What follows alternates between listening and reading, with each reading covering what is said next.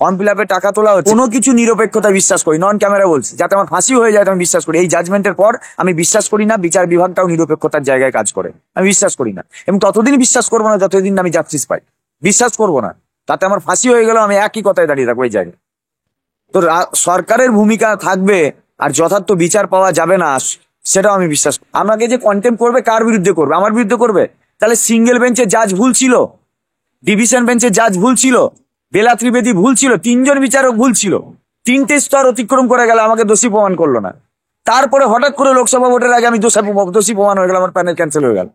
তাহলে আগে জাজরা ঠিক করুক কোনটা আইন আর কোনটা আইন নয়। তার মানে কি আইন গুণে, মানে আইন গুণে বিচার হচ্ছে না, সংবিধান গুণে বিচার হচ্ছে না, জাজ গুণে বিচার হচ্ছে। একজন জাজ আমাকে নির্দোষ বলছে আর একজন জাজ আমার চাকরি খেয়ে নিচ্ছে। তাহলে তো প্রথমে জাজদেরকেই কোনটা আইন আর কোনটা বেআইনি এটা নিজেদেরকে বুঝতে হয়, আগে এটা বুঝতে হয়। তাহলে আমার বিরুদ্ধে কন্টেম্প যে করবেন, কে করবেন? কোন জাজ করবেন? যে জাজ আমাকে নির্দোষ বলেছিল সে করবে, না যে জাজ আমাকে দোষী না প্রমাণ করে শাস্তি দিল সে জাজ আমার কন্টেম্প করবে? কে করবে? বিচার ব্যবস্থা নিয়ে প্রশ্ন করছেন, হয়ে যাবে। যাবে কিসের কন্টেম্প হয়ে যাবে? বিচার বিভাগ আমাকে প্রমাণ করে দেখ, আমাকে যে শাস্তি দিল, আমার যে লাইভলিহুড মানে হরণ করা হলো, এটা তো অসাংবিধানিক। অসাংবিধানিক, আমি বলছি অসাংবিধানিক। আমি অসাংবিধানিক কেন বলছি? বিচার বিভাগ আমাকে দোষী প্রমাণ করে দেখাক, আগে দোষী প্রমাণ করবে তবে তো শাস্তি দেবে। তাহলে যে বিচার বিভাগ আমাকে দোষী প্রমাণ করলো না, আমাকে শাস্তি দিয়ে দিল, আবার সেই কন্টেম্প করবে? এটা কেমন আইন হলো? তাহলে জুডিশিয়ারি ব্যবস্থার বিরুদ্ধে বলার অধিকার আমার আছে, কারণ আমি সংবিধানের প্রস্তাবনা সেই প্রথম মানুষটা, we the people of India. সংবিধানটা আমার জন্য তৈরি হয়েছে, কারো বাপের জন্য তৈরি হয়নি, কারো বাপের জন্য তৈরি হয়নি, কোনো রাষ্ট্র নেতার জন্য, ভূঁইপর নেতার জন্য তৈরি হয়নি। ওই সংবিধানটা বাবা সাহেব আম্বেদকর এমনি এমনি তৈরি করেনি। তাহলে কেউ চাইবে আর আমার উপরে জোর করে একটা জাজমেন্ট চাপিয়ে দেবে, কেউ চাইবে আমাকে, আরে ভাই আমাকে দোষী তো প্রমাণ করতে হবে, তুমি নির্দোষকে তো শাস্তি দিতে পারো না, এটা তো আইনের প্রভিশন হতে পারে না। মমতা বন্দ্যোপাধ্যায় থেকে শুরু করে ব্রাত্য বসু একাধিকবার বারংবার একটা কথাই বলেছে যে আমরা যা করছি আদালতের নির্দেশে করছি, যা করছি যা করা হচ্ছে আদালতের নির্দেশকে পালন করেই করা হচ্ছে। দুর্নীতিটা আদালতের নির্দেশে করেছিল উনি? দুর্নীতি যখন করছিল এটাই তো মুশকিল। দুর্নীতি উনি আদালতের পারমিশন নিয়ে করলে আজকে আমাদের আদালত শাস্তি দিতে পারতো না, এটা হচ্ছে সহজ কথা।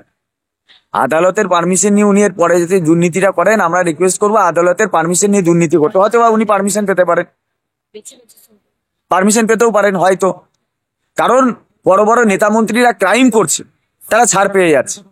আপনি দেখুন না, রাজ্য সরকারের থেকে শুরু করে সেন্ট্রাল গভর্নমেন্টের একাধিক লোক আজকেও যারা সর্বভারতীয় স্তর থেকে রাজ্য স্তরের বড় বড় নেতা, মন্ত্রী, প্রধানমন্ত্রী, মুখ্যমন্ত্রী, স্বরাষ্ট্রমন্ত্রী, নানান মন্ত্রিত্ব নিয়ে বসে আছে, তারা সবাই আদালতের নির্দেশে জেলে গিয়েছিল আর ছাড় পেয়ে চলে এসছে। তারা ছিল দোষী আর আমরা নির্দোষ, তারপরেও আমাদের শাস্তি হলো।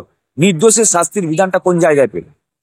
আদালত যে এসএসসি, যে দুর্নীতিগ্রস্ত প্রতিষ্ঠান, তার হাতেই আবার পরীক্ষা নেওয়ার দায়িত্ব দিল, অথচ আমার বিরুদ্ধে দোষ প্রমাণ করলো না, আমাকে শাস্তি দিল। তাহলে আদালতের বিরুদ্ধে আমি কেন কথা বলবো না? কেন আমার বলার অধিকার থাকবে না? এটা আমার নয়, এটা গোটা ভারতবর্ষের বলার দরকার, একটা বলার জায়গা এসছে বলার। এই ধরনের দৃষ্টান্তগুলো দেখে বলা উচিত। মাদ্রাসায় দেখুন না, মাদ্রাসার কি জাজমেন্ট হলো? মাদ্রাসার টিচাররা তারা স্কুল না গিয়ে তারা আবার পুনর্বহাল হলো, চাকরি পেলো। আমার বেলায় আলাদা। ওবিসি বলুন, ধরুন আমি ওবিসি থেকে নেই, দাদা ওবিসি থেকে, আর তাহলে ওবিসি ও কিভাবে ফিল আপটা করবে, ও কোন ক্যাটাগরিতে ফিল আপ করবে সেটাই তখন নির্দিষ্ট নয়। তাহলে এই ফর্মটা ফিল আপটা করাচ্ছে কেন? ওরা অফ রাখতে পারে তো, ওবিসি কেসটা সমস্যার সমাধান হোক, তারপরে আমি ফর্মটা ফিল আপ করবো। ফর্ম ফিল আপটা হবে কি করে, এরা ফর্ম ফিল আপটা করবে কি করে? সুপ্রিম কোর্টের যে জাজমেন্ট, সেই জাজমেন্টটা অসঙ্গতিপূর্ণ, ত্রুটিপূর্ণ জাজমেন্ট। সেই জাজমেন্টের পুনর্বিবেচনা চেয়ে আমরা আর্জি জানিয়েছি, সুপ্রিম কমিশনের দাবি জানিয়েছে, সরকারও দাবি জানিয়েছে। কিন্তু আমরা অদ্ভুতভাবে লক্ষ্য করলাম যে যখন রিভিউ পিটিশন পেন্ডিং আছে, রিভিউ পিটিশন না দেখে আমরা পরীক্ষার ফর্ম ফিল আপ করতে চাইছি না, এখনো চাইছি না।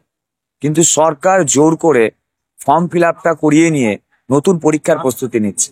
তাহলে রিভিউ পিটিশনটা মানেটা কি দাঁড়ালো? তার মানে রিভিউ পিটিশনটা গিমিক, নাটকবাজি, আর কিছু না।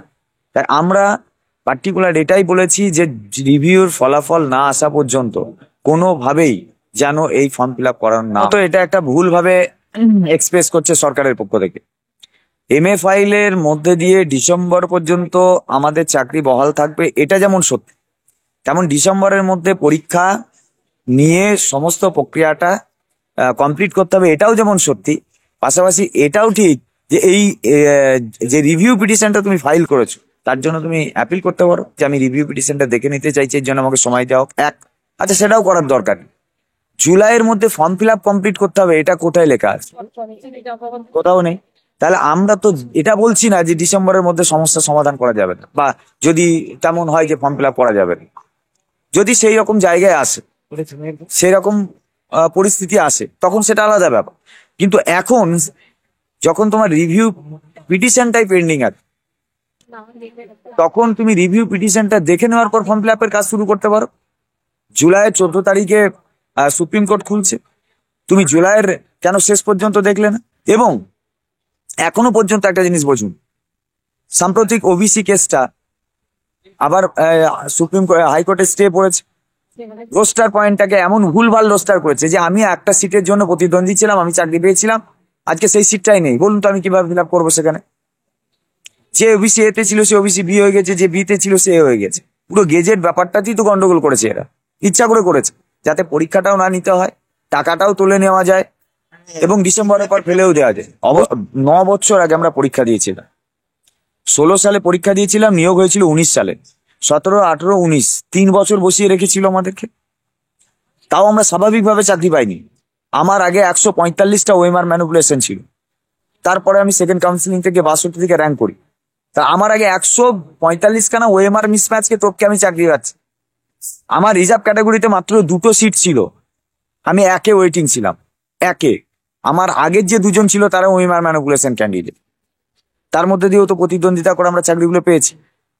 এই যে ডিসেম্বর গল্পটা শোনানো হচ্ছে, ডিসেম্বরে 31শে ডিসেম্বরের মধ্যে সমস্ত পরীক্ষা নিয়ে 15,403 জন শিক্ষক শিক্ষিকা যাদের কোনো অপরাধ নেই, শুধু সরকারের দুর্নীতির কারণে তারা বিপদে পড়লো, তারা পুনরায় চাকরিতে ফিরে যেতে পারবে, এই গ্যারান্টিটা শিক্ষামন্ত্রী নিক, মুখ্যমন্ত্রী নিক, আমরা বাধা দেবো না, চলুন নিক। জুলাই পর্যন্ত আমরা ফর্ম ফিল আপ ছেড়ে দেবো। তাহলে ডিসেম্বরের পরে গিয়ে আমার ভবিষ্যতেও কি নির্ধারণ করবে? যে ন্যূনতম দেখা করে আমাদের সমস্যার কথা শোনার মতো সৌজন্যতা যার নেই, যার আত্মসমীক্ষা নেই যে আমি এত বড় একটা অন্যায় করেছি, সেই জায়গাটাই তোর নেই। ডিসেম্বরের পরে 31শে ডিসেম্বরের পরে পরীক্ষার যে নেবে বলছে, পরীক্ষার মধ্যে দিয়ে যে 15,400 জন চাকরি পাবে, সেই গ্যারান্টিটা উনি দিতে পারবেন? তাহলে এমনিই তো আমি বেকার থাকবো। তো ডিসেম্বরে না পাই জানুয়ারিতে, জানুয়ারি না হয় ফেব্রুয়ারিতে হয়। কিন্তু আমি তো রিভিউ পিটিশনটা দেখতে চাই, আমি চাইছি তুমি রিভিউটাকে কমপ্লিট করো। রিভিউটাকে তো আমি বিশ্বাস করি না, আমি কোনো কিছু নিরপেক্ষতা, সবকিছু কেটে দিতে চাইছে তাহলে? একদমই তাই, আমি কোনো কিছু নিরপেক্ষতা বিশ্বাস করি, নন ক্যামেরা বলছি, যাতে আমার ফাঁসি হয়ে যায় আমি বিশ্বাস করি। এই জাজমেন্টের পর আমি বিশ্বাস করি না বিচার বিভাগটাও নিরপেক্ষতার জায়গায় কাজ করে, আমি বিশ্বাস করি না। এবং ততদিন বিশ্বাস করবো না যতদিন আমি জাস্টিস পাই, বিশ্বাস করবো না। তাতে আমার ফাঁসি হয়ে গেল, আমি একই কথায় দাঁড়িয়ে থাকবো এই জায়গায়। তো সরকারের ভূমিকা থাকবে আর যথার্থ বিচার পাওয়া যাবে না, সেটাও আমি বিশ্বাস করি না। সরকার রিভিউ থেকে চাইলে জিতিয়ে আনতে পারে, এটাও তো আমার প্রশ্ন থাকবে। আর একটা প্রশ্ন, এই যে পরীক্ষার বিষয়টাই তৃণমূল সরকারের তরফ থেকে তৃণমূল নেতারা, সরকারের বিভিন্ন কর্তারা বারংবার বলছেন যে আপনারা সবাই পরীক্ষায় বসুন, আবেদন করুন, পরীক্ষায় বসুন।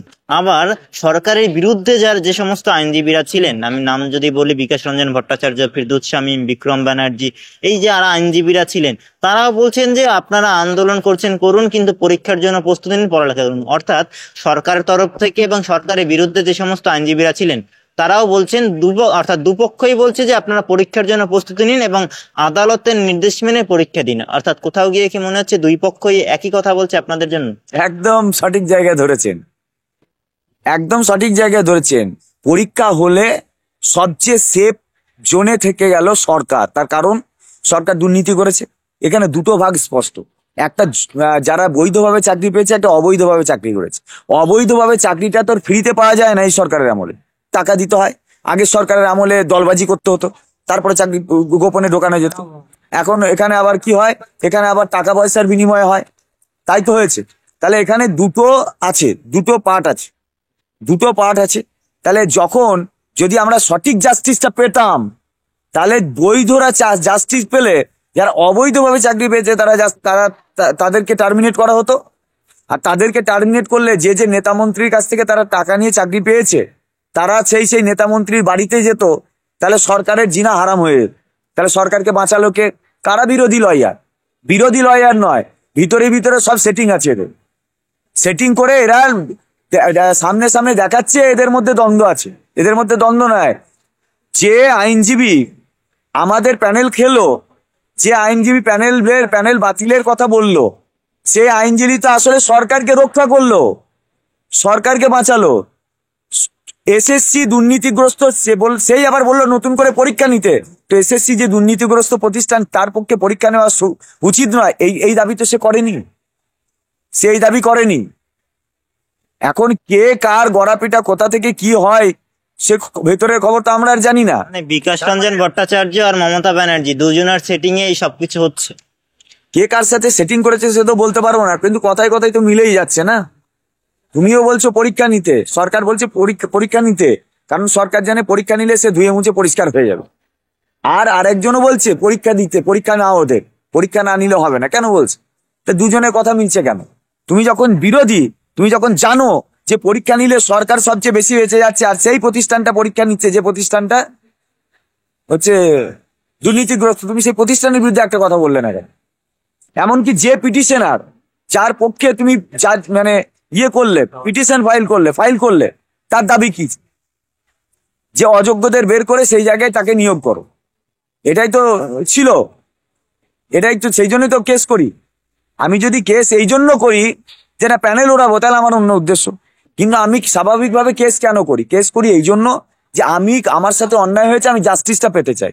সে কি জাস্টিস পেলো? তাদেরকে কি, তার পিটিশনারদের কি জাস্টিস দেওয়া হয়েছে? নতুন পরীক্ষা হলে সেখানে যে দুর্নীতি হবে না, আপনারা যে প্রশ্ন। হ্যাঁ, অবশ্যই। নতুন পরীক্ষা হলে যে আবার 7 বছর পর আমি আবার হয়তো যোগ্যতার পরীক্ষা দিলাম। আমি একটু আগেই বললাম আমার আগে 145টা ওএমআর ম্যানিপুলেশন ছিল, তারপরে আমি চাকরি পেয়েছি সেকেন্ড কাউন্সিলিং এ পাস করতে। মানে আমি জেনারেল, আমার র্যাঙ্ক কত থাকতে পার, বাড়ি থেকে এত দূরে চাকরি করি, তাহলে আমার সেই এবিলিটিটা আছে। আমি যদি আবার করি হয়তো আমি চাকরি পেতে পারি, কিন্তু আমার 3 বছর পরে আমার প্যানেলটা ক্যান্সেল হবে না, এই গ্যারান্টিটা কে নেবে? কে তাদের তদারকি করবে? তাহলে অন্যের অপরাধের জন্য বারবার অগ্নি পরীক্ষা আমাদের দিতে হবে? এ কোন ধরনের আইন, কোন ধরনের বিচার? এবার কথা হচ্ছে, আপনি শাসক বিরোধী সবাইকেই বললেন, এবার তাহলে আপনারা করবেন কি? আপনারা পরীক্ষা দেবেন না, আন্দোলন চালিয়ে যাচ্ছেন এতদিন ধরে, সেই আমরা ওয়াই চ্যানেলের আগে থেকেই আমরা দেখে যাচ্ছি, পিপিএন বাংলা সেই খবরও করছি। কিন্তু প্রশ্ন হচ্ছে, আন্দোলন চালিয়ে যাচ্ছেন, আপনাদের দাবি দাওয়া মিটছে না, দাবি দাওয়া পালন মানে পূরণ হচ্ছে না, তাহলে আপনারা এবার করবেনটা কি? মানে এর থেকে মুক্তি কিভাবে পাবেন? দেখুন, আমরা জানি না যে আপনাদের একজন বড় সাংবাদিক রবিশ কুমার বলেছিলেন সব লড়াই হয়তো জেতা যায় না, কিন্তু আমি কাপুরুষের মতো বাড়িতে বসে থাকবো? অন্তত আমি বলতে পারবো আমি লড়াইটা করেছিলাম, আমি আমার অধিকারের জন্য লড়াই করছি, আমি এই লড়াইটা করবই। সবাই হয়তো এই লড়াইয়ে অংশগ্রহণ না করতে পারে, কিন্তু এই লড়াইটা করার প্রয়োজন। কারণ আমার সাথে অন্যায় হয়েছে, আমি যদি 5টা মানুষের কাছে এটা তুলে না ধরতে পারি, আপনি বলুন তো। 2016 এসএলএসটি, ধরুন ডিসেম্বরের পরে পরীক্ষা হলো, 15,000 ছেলের মধ্যে আমি ধরে নিচ্ছি 5,000 চাকরি পেলো, 10,000 পেলো না। সরকার এই 10,000 জন্য কি ভাবছে আমরা জানি না। ধরুন এই 10,000 ছেলে চাকরি পেলোই না, বলুন তাদের অবস্থা কি হবে? 10,000 ছেলের মধ্যে এখনো পর্যন্ত আমরা যে সার্ভে করেছি, এখনো পর্যন্ত আজকে একদিনের সার্ভেতে 270 জন ক্যান্ডিডেট এমন আছে যারা এখন প্রেগনেন্ট, কেউ কেমোথেরাপিতে আছেন, কেউ আরো গুরুতর অসুস্থতার মধ্যে আছে, কেউ স্ট্রোক করেছেন। যে ভিজুয়াল ডিসেবিলিটি শিক্ষক, খুব মাইনর ভিজুয়ালিটি যার ছিল, সে আজকে পুরো ব্লাইন্ড হয়ে গেছে। যে আজ থেকে 7 বছর আগে যে স্টেমিনা নিয়ে পরীক্ষা দিয়েছিল, সে আজকে সে পাচ্ছে না। তাহলে এই 10,000 ছেলে তারা কি করবে? তারা তো যদি কোনো বেসরকারি শিক্ষা প্রতিষ্ঠানেও কাজ করতে যায়, তার দিকে এরকম করে তাকানো হবে। কারণ এখন আমাকে তো এমন একটা পজিশনে ফেলে দেওয়া হয়েছে, কারণ ন্যায় পেলাম না। আমাকে সুপ্রিম কোর্ট বলছে যে তোমাকে আমি আনটেন্টেড তুমি, কিন্তু তারপরেও তোমাকে শাস্তি দিলাম। বলুন বেসরকারি প্রতিষ্ঠান আমাকে চাকরি দেবে?